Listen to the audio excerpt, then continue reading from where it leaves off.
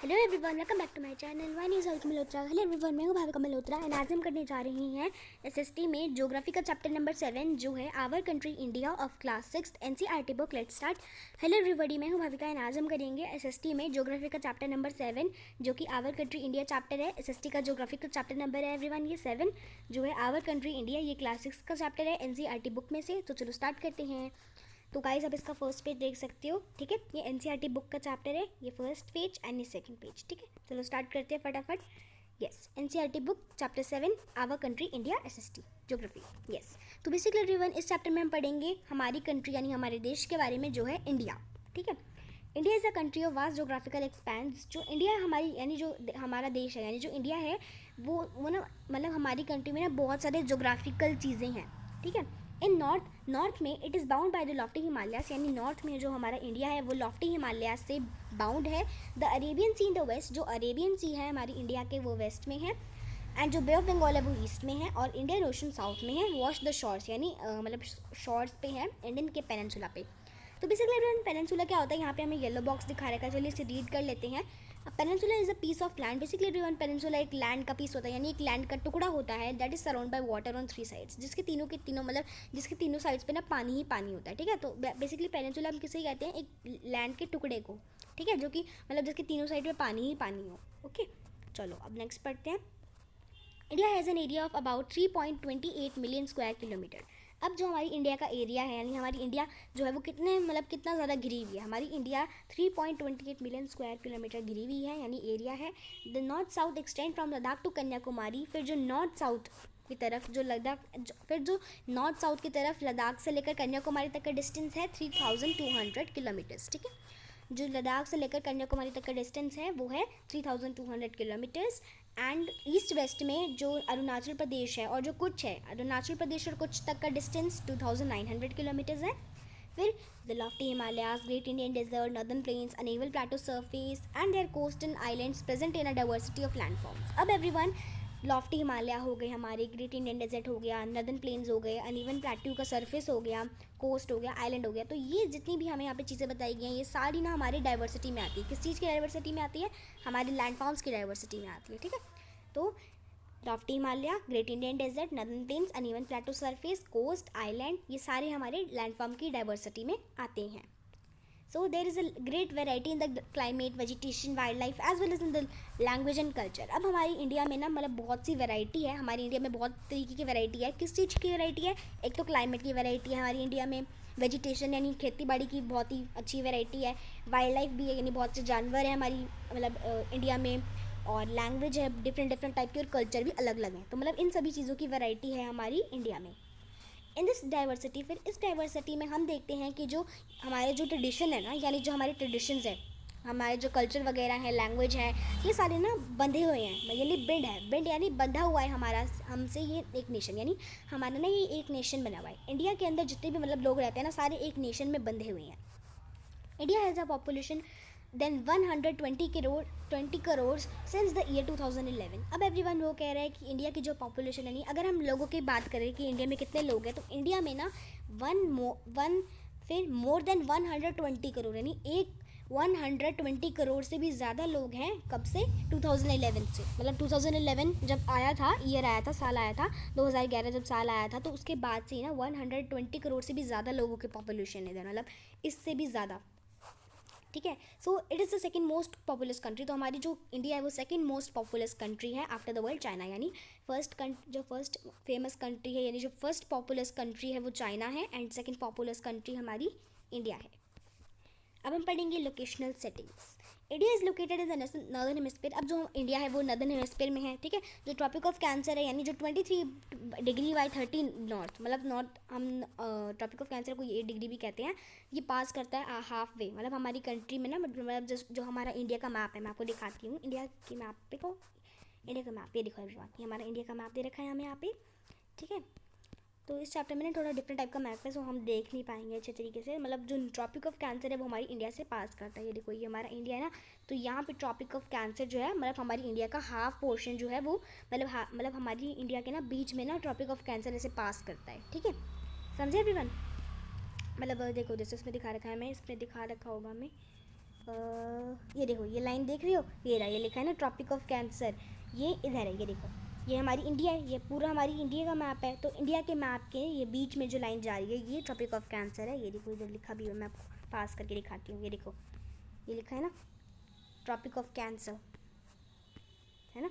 तो ये tropic of cancer, ये जो लाइन जा रही है ना, ये वाली, ये बीच में है। समझ गए एवरीवन? ठीक है।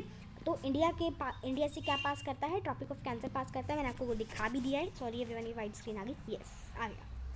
सो बेसिकली मतलब हाफ डे, मतलब आधा पास करता है, ठीक है, हमारी कंट्री से फ्रॉम साउथ टू नॉर्थ। अब साउथ से लेकर नॉर्थ तक जो मेन लैंड है हमारी इंडिया का, वो है 8 डिग्री 4 नॉर्थ और 3 डिग्री 6 नॉर्थ लैटिट्यूड के बीच में जो डिस्टेंस है वो, ठीक है। अब ईस्ट वेस्ट से जो इंडिया है वो एक्सटेंट है बिटवीन 68 डिग्री 7 ईस्ट से और 97.25 ईस्ट डिग्री लॉन्गिट्यूड से, ठीक है। If we divide the world into eastern and western hemisphere, अगर हम अपने मतलब अगर हम अपने अब जो हमारा वर्ल्ड है, अगर हम अपने वर्ल्ड को ईस्टर्न और वेस्टर्न यानी ईस्टर्न एंड वेस्टर्न हेमिस्फीयर में डिवाइड कर देंगे, तो कौन सा जो हेमिस्फीयर है वो बिलोंग करेगा हमारी इंडिया पे। मतलब अगर हम अपनी अर्थ को ईस्टर्न और वेस्टर्न हेमिस्फीयर में डिवाइड कर देते हैं, यानी ईस्टर्न पार्ट जो हमारी अर्थ का है उसको ईस्टर्न हेमिस्फीयर बोलें और वेस्टर्न जो पार्ट है उसको वेस्टर्न हेमिस्फीयर बोलें, तो कौन सा पार्ट हमारी इंडिया में आएगा? Due to great longitudinal extent of 29 degree. अब 29 डिग्री का जो 29 डिग्री का ना बहुत ही अच्छा एक लॉन्गिट्यूडनल ग्रेट, मतलब बहुत ही अच्छा ना लॉन्गिट्यूडनल एक्सटेंट है। There could be a wide differences in local time for places located at 2 extreme points. मतलब हमारी इंडिया के ना जो 2 पॉइंट है, हमारी इंडिया के जो 2 एक्सट्रीम पॉइंट्स हैं, हमारी जो इंडिया के जो 2 एक्सट्रीम पॉइंट है ना, उन पे ना क्या होता है, मतलब लोकल टाइम होता है। मतलब हम आपने सुना होगा ये तो कि जब हमारे यहाँ पे सुबह हो रही होती है तो अफ्रीका में, यानी जो हमारा अफ्रीका मतलब आगे का जो अगला देश है हमारा अफ्रीका में रात हो रही होती है। ऐसा आपने ऐसा सुना तो होगा ना कि हमारे देश में जब सुबह हो रही होती है तो दूसरे देश में रात हो रही होती है। आपने सुना होगा ऐसा, राइट? तो ऐसे ही वो यही बात कर रहा है, as such difference between 2 points. तो ये जो 2 पॉइंट का डिफरेंस है ना will be of about 2 hours, यानी 2 घंटे का फ़र्क है, बस 2 घंटे का फ़र्क पड़ता है, ठीक है, हमारे और उनके देश में। So as you have learn earlier, जैसे हमने पहले पढ़ा था कि जो लोकल टाइम है वो चेंज होता है 4 मिनट में, ठीक है, एवरी डिग्री लॉन्गिट्यूड के। जो सन है वो राइज करता है, यानी जो सन है वो उगता है 2 घंटे पहले उग जाता है ईस्ट में हमारे यहाँ पे, हमारी इंडिया में 2 घंटे पहले ईस्ट में उग जाता है, यानी अरुणाचल प्रदेश में, और फिर वेस्ट में आता है गुजरात में। सो आपने पहले लर्न कर लिया है कि जो लोकल टाइम होता है, यानी जो लोकल टाइम है लॉन्गिट्यूड का, यानी 82 डिग्री 13 ईस्ट, ये लिया गया है इंडियन स्टैंडर्ड टाइम में से, ठीक। ओके, सो ये जो मरीडियन है, this meridian longitude is termed as standard meridian of India. तो इस मरीडियन को या फिर कह सकते हो इस लॉन्गिट्यूड को हम कहते हैं स्टैंडर्ड मरीडियन ऑफ इंडिया, यानी स्टैंडर्ड मरीडियन ऑफ इंडिया कहते हैं। तो अब पढ़ेंगे हम नेबरिंग नेबर्स, तो सॉरी इंडियाज़ नेबर। तो इंडियन नेबर्स पढ़ने से पहले हम यहाँ पे डू यू नो दे रखा है हमें, चलिए ये भी पढ़ लेते हैं फटाफट से। Large countries which stretch extensively from east to west, they do not have a single standard time for the whole country. Okay, so basically वो कह रहा है कि मतलब जो बड़ी बड़ी कंट्रीज़ होती है ना, मतलब जो बड़ी बड़ी कंट्रीज़ होती है उनका ना मतलब जो टाइम होता है वो सिंगल स्टैंडर्ड टाइम नहीं होता, यानी एक ही टाइम नहीं होता सभी का। तो मतलब पूरी कंट्री का जो टाइम है वो एक नहीं होता। The US and Canada have 6 and 7 time Jones. ये आ सकता है एवरीवन, प्लीज़ लर्न कर लेना इसको कि जो यूएसए है द यूएस एंड कनाडा, जो यूएसए एंड कनाडा है उनके 6 and 7 टाइम जोन है, यानी यूएसए और कनाडा में ना 6 to 7 टाइम जोन्स हैं। So do you remember how many zones are there in Russia? क्या आप जानते हो कि रशिया में कितने हैं? तो बेसिकली वन रशिया में है 11। इसमें दे नहीं रखा वैसे बुक में कि कितने टाइम जोन है, बट मेरे को पता है, मुझे पता है कि रशिया में 11 टाइम जोन्स होते हैं। सो आप चाहो तो गूगल पे भी सर्च मार सकते हो, ठीक है। तो रशिया में बेसिकली कितने टाइम जोन होते हैं? 11 होते हैं, वैसे मुझे पता है, ठीक है। चलो अब नेक्स्ट पढ़ते हैं फटाफट से, इंडियाज़ नेबर। अब हम पढ़ेंगे इंडिया के नेबर्स के बारे में, यानी जो हमारी पड़ोसी देश है हमारी इंडिया के, ठीक है। देख सकते हैं यहाँ पे हमें जैसे मैप दिखा रखा है, ये हमारा इंडिया आता है, फिर इंडिया के पड़ोसी देश जो होते हैं, श्रीलंका नीचे है, ये म्यांमार है, बांग्लादेश, भूटान, नेपाल। तो ये सारी क्या है? देश है। नेपाल एक देश है, भूटान एक देश है, बांग्लादेश एक देश है, म्यांमार भी एक देश है, फिर पाकिस्तान और अफगानिस्तान, फिर ये चाइना, ये सारा चाइना है, और चाइना के यहाँ पर तिब्बत आती है, ठीक है। तो ये सारी जगह बता रखी हैं। फिर ये अरेबियन सी है, आप लर्न कर सकते हो एवरीवन। जैसे आप ये लर्न कर सकते हो कि ये अंडमान एंड निकोबार आइलैंड है, म्यांमार के नीचे अंडमान एंड निकोबार आइलैंड है, बांग्लादेश के नीचे बे ऑफ बंगाल है, इंडिया के नीचे हम सभी को पता है, ये तो कॉमन है, श्रीलंका है। फिर अरेबियन सी कहाँ पे आप लर्न कर सकते हो? पाकिस्तान के नीचे अरेबियन सी है, ठीक है, आप ऐसे लर्न कर सकते हो। पाकिस्तान के ऊपर अफ़गानिस्तान है, इंडिया के ऊपर नेपाल, और नेपाल के ऊपर चाइना है। फिर नेपाल के साइड में भूटान है, भूटान के नीचे बांग्लादेश है, और भूटान के राइट साइड में बांग्लादेश के राइट साइड में म्यांमार है। तो आप ऐसे मतलब डिफरेंट डिफरेंट टाइप से लर्न कर सकते हो, ठीक है।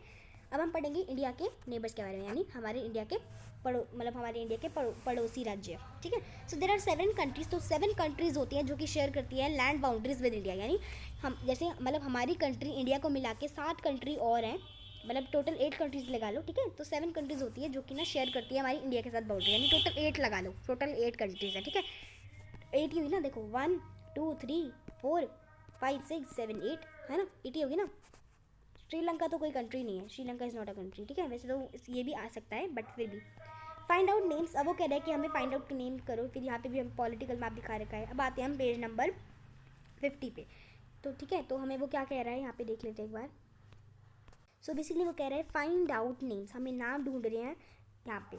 Find out the names of these countries, तो मतलब हमें ना इन कंट्रीज़ के नाम ढूंढने हैं। फिगर 7.1 में जो हमें दिखाई गई हैं, how many of these countries do not have axis of any ocean और सी, मतलब वो कह रहा है कि इनमें से कौन सी कंट्री ऐसी है जिसमें ना मतलब जिसके पास में कोई समुद्र या फिर ओशन नहीं है। अक्रॉस टू द साउथ, अब साउथ में लाई है हमारा आइलैंड नेबर्स है, मतलब हमारे साउथ में ना हमारी इंडिया के साउथ में हमारे कुछ आइलैंड नेबर हैं, जैसे Sri Lanka and Maldives, okay. Island neighbour मतलब आइलैंड है, श्रीलंका और Maldives. Sri Lanka is separated by from India by the Palk strait. अब एवरीवन जो श्रीलंका है, श्रीलंका जो है वो सेपरेट है, यानी अलग है। श्रीलंका जो है वो अलग है इंडिया से, पल्क स्ट्रेट आ जाता है, मतलब आपने देखा है ना श्रीलंका के बीच में क्या आता है, नीचे आ जाता है पल्क स्ट्रेट, जिससे वो सेपरेट हो जाता है। ये देखो मैं आपको दिखाती हूँ, हमारे देखो जैसे हमें यहाँ पे वर्ल्ड मैप में दिखाया गया है कि ये हमारा इंडिया है, और इंडिया के नीचे ना ये लाइन देख रहे हो छोटी सी, देखो ये जो लाइन है छोटी सी, इससे क्या हो रहा है, ये कनेक्ट हो रहा है। तो ये जो बीच में ये जो लाइन है ना, ये जो बीच में लाइन आ रही है, ये ना अलग कर देती है श्रीलंका को इंडिया से। मतलब वैसे इकट्ठे ही हैं ये दोनों, पर ना इंडिया को ना अलग कर देती है। ये एक छोटी सी लाइन जो इधर आ रही है, ये श्रीलंका को अलग कर देती है। और ये लाइन कौन सी है, ये हमने अभी पढ़ा अभी नीचे, ठीक है। मतलब वो अलग कर देती है पल्क स्ट्रेट, उस लाइन को हम पल्क स्ट्रेट कहते हैं, ठीक है। पल्क स्ट्रेट और पल्क स्ट्रेट, ठीक है। अब हम पढ़ेंगे पॉलिटिकल एंड एडमिनिस्ट्रेटिव डिवीजन के बारे में। India is a vast country. अब जो इंडिया है वो वास्ट कंट्री, यानी हमारी इंडिया में ना बहुत तरीके की, मतलब हमारी इंडिया जो है वो मतलब हमारी इंडिया की तरह बहुत सी कंट्रीज़ भी हैं।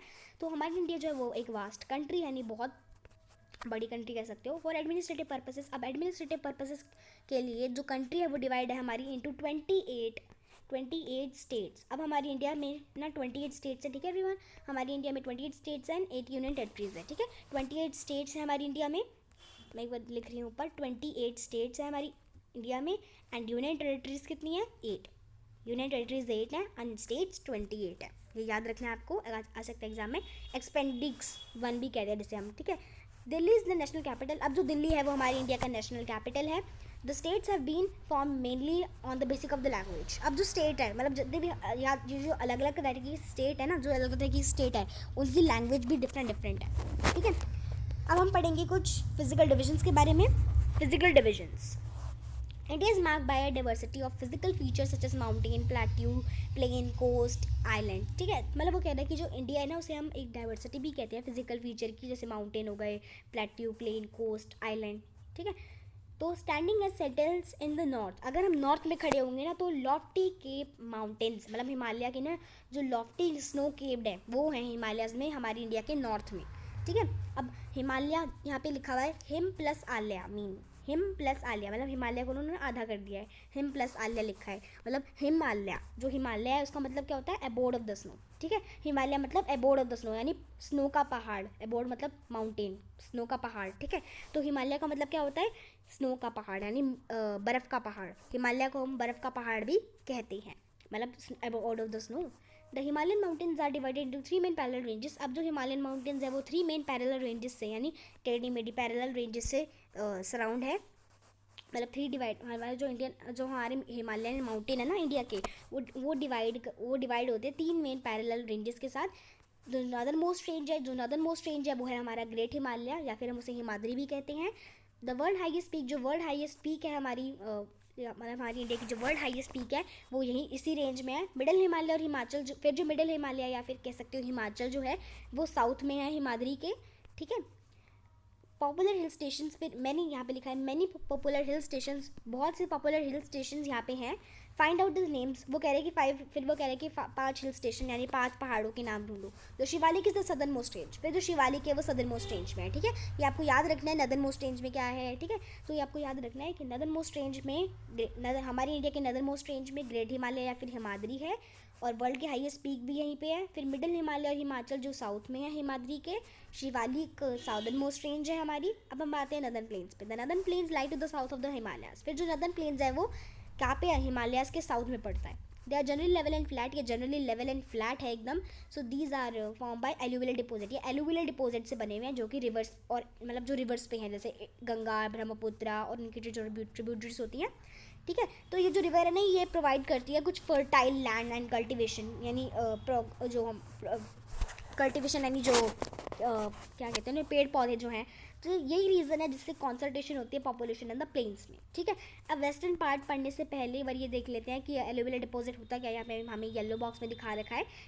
बेसिकली एवरीवन, एलुवियल डिपॉजिट्स क्या होता है, these are very fine soil, ये कुछ फाइन मिट्टी होती है। एलुवियल डिपॉजिट बेसिकली हम किसको कहते हैं, एलुवियल डिपॉजिट हम कहते हैं कुछ फाइन मिट्टी को कहते हैं जो कि ना रिवर से लाई जाती हैं और उन्हें डिपॉजिट किया जाता है बेसिन, रिवर बेसिन में, ठीक है। और ट्रिब्यूटरी क्या होती है ये भी पहले पढ़ ही लेते हैं हम। ट्रिब्यूटरी रिवर और स्ट्रीम, एक रिवर कह सकते हो, ट्रिब्यूटरी यानी एक नदी या फिर स्ट्रीम कह सकते हो जो कि कंट्रीब्यूट करती है, उसका मेन जो रिवर है डिस्चार्ज हो जाता है मेन रिवर में आइदर ऑन द साइड, ठीक है। तो यहाँ मैंने आपको दोनों की डेफिनेशन बता दी है, ये आप लर्न कर लेना एवरीवन। चलो आगे पढ़ते हैं अब हम next.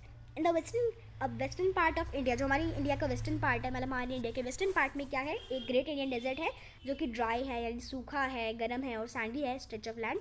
It is very little vegetation, यहाँ पे मतलब बहुत ही कम क्रॉप्स उगते हैं। To the sub northern plains, अब नॉर्दर्न प्लेन्स की बात करें तो नॉर्दर्न प्लेन्स में पेनिनसुला प्लेट्यू है, ये ट्रायंगुलर शेप में है। The relief is highly uneven, मतलब ये थोड़ा सा अनइवन शेप में बना हुआ है।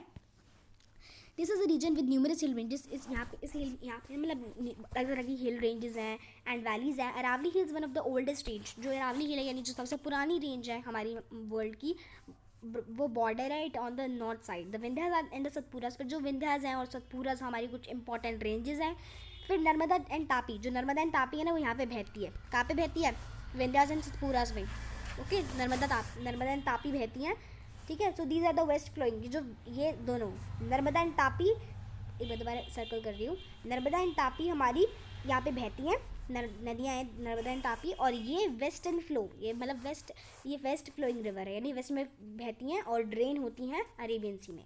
फिर जो वेस्टर्न घाट है या फिर सह्याद्री, वेस्टर्न घाट या फिर सह्याद्री कह सकते हो वेस्टर्न घाट को, जो कि बॉर्डर है प्लेटू इन द वेस्ट, और जो ईस्टर्न घाट है वो प्रोवाइड करता है हमें ईस्टर्न बाउंड्री। फिर while the eastern Ghats are continuous, अब ईस्टर्न घाट वेस्टर्न घाट से अच्छे चलते रहते हैं, तो जो ईस्टर्न घाट है वो ब्रोकन है, मतलब ईस्टर्न घाट ना ब्रोकन है, थोड़ा अनइवन सा है।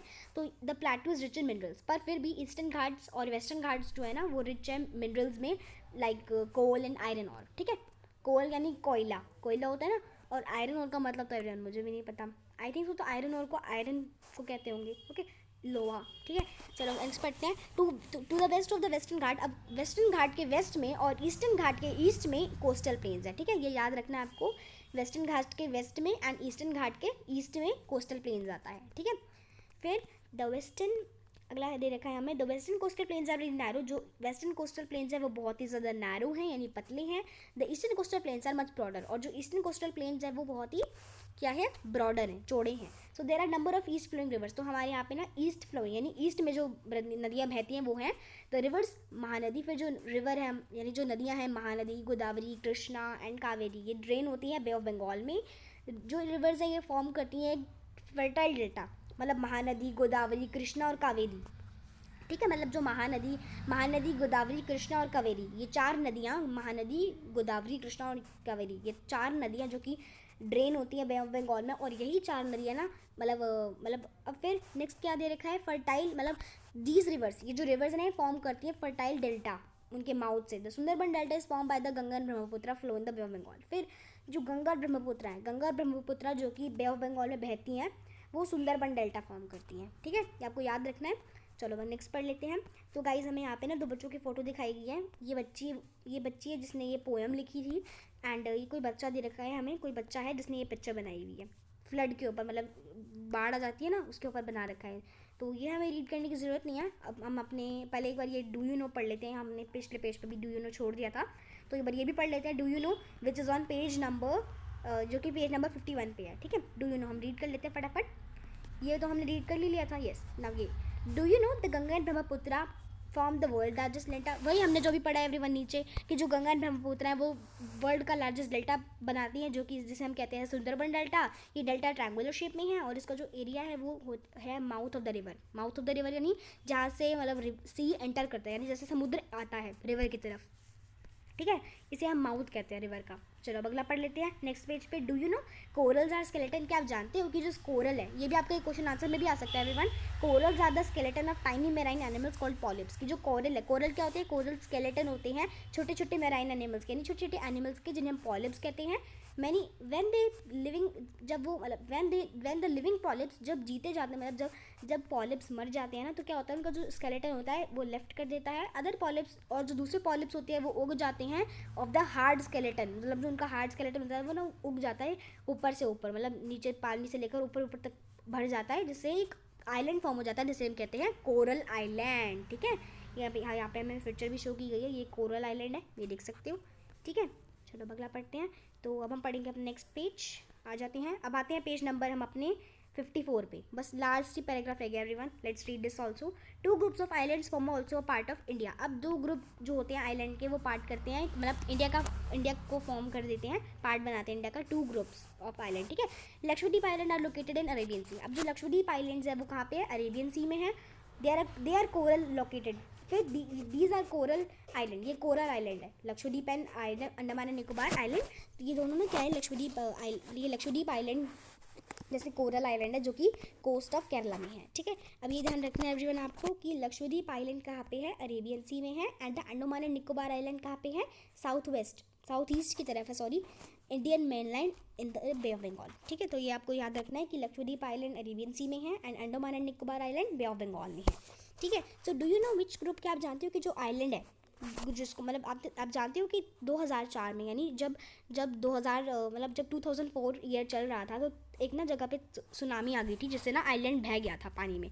एक न्यूज़पेपर, वो कह रहे हैं कि ना न्यूज़पेपर में चेक करो, आपको रिपोर्ट्स आती होंगी कि कहीं पे आपने देखा होगा कि सुनामी आ गई थी।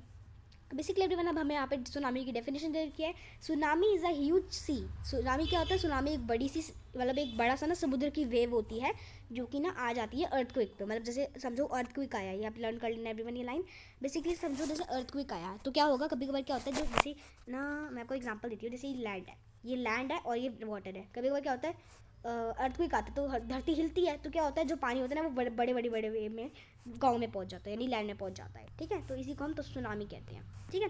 सो हेलो एवरीवन, हमारा चैप्टर हो चुका है finish. So that's for my today's video everyone. तो ये थी मेरी आज की वीडियो, कैसी लगी आपको बताना ज़रूर। अच्छी लगे तो लाइक करिए, मेरे चैनल को सब्सक्राइब करिए, शेयर कीजिए एवरीवन, और मैं मिलती हूँ आपको अपने नेक्स्ट वीडियो में। तब तक के लिए take care, bye bye everyone. और अगर आपने मेरी अभी तक स्लाइम वीडियो नहीं देखी है तो फटाफट जाके चेक करो, और ऐसी और मज़ेदार वीडियो के लिए वीडियो को लाइक करो, चैनल को सब्सक्राइब करो, शेयर करो। Thank you.